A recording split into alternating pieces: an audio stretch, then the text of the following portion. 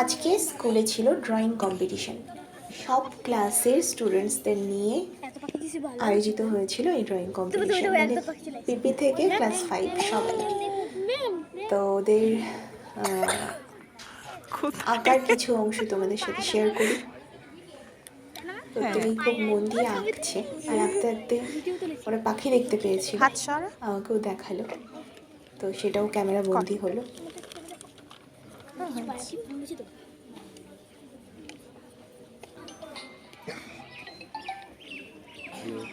সবাই খুব সুন্দর আঁকছে।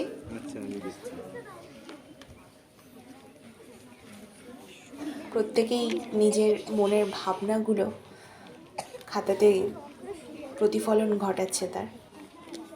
তো সবার আঁকার শেষে রেজাল্ট যেটা ছিল সেটা ছিল এরকম।